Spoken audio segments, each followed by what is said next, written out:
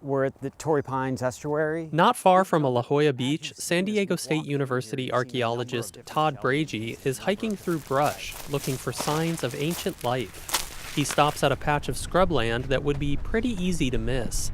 He's interested in the tiny seashells scattered across the dirt. It might not look like much at first glance, but this is actually a pretty high-density shell midden. Shell middens are basically ancient trash dumps, and Brady says they actually provide a window into the past. So here are a couple of nice examples of scallop shells. Thousands of years ago, coastal people discarded shellfish debris in piles that can still be seen in areas like this today. Yeah, so this is a pretty good indication that people were here for a decent amount of time, enough to leave this much debris. And again, this is only what we're seeing on the surface. So this tells us there are probably more subsurface deposits. This is what's left on land. It's the waste debris of stone tool production. But Brady says many important remnants of the past could now be buried offshore.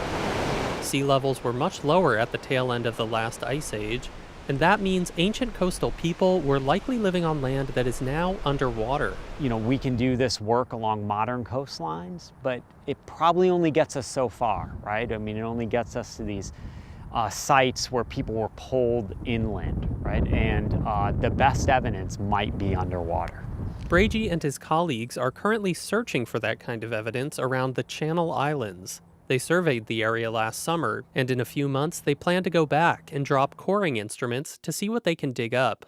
Brady says in this region, this kind of work is new, and it could possibly turn up evidence of what might have been the first people to ever populate this part of the world. We probably know more about the surface of the moon than we do about the underwater submerged landscape of the Pacific Ocean off of California.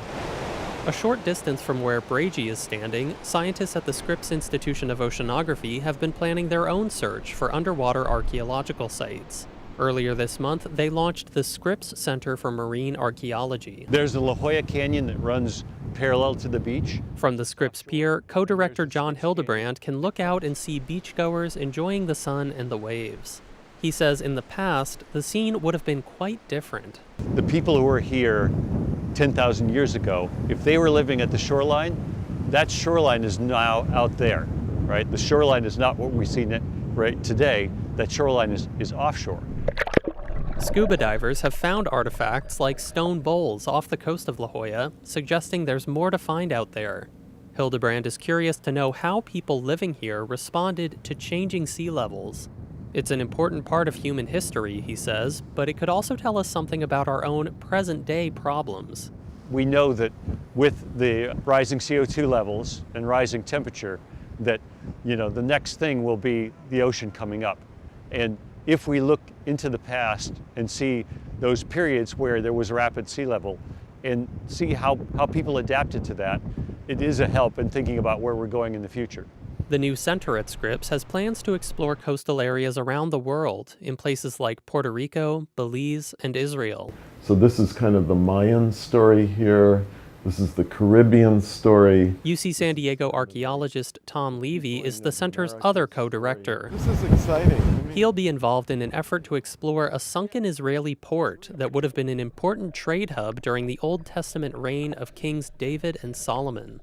Levy has lots of experience digging in hot Middle Eastern deserts, but he was only recently trained to do field work while scuba diving. The only place that we find new data about biblical times and the biblical world is the archaeological record.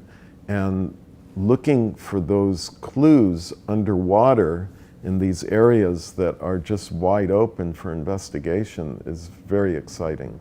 It could be a while before any of these teams publish results from their expeditions, but they say it's great to see more and more researchers going underwater for a deeper perspective on humanity's connection with the coast. David Wagner, KPBS News.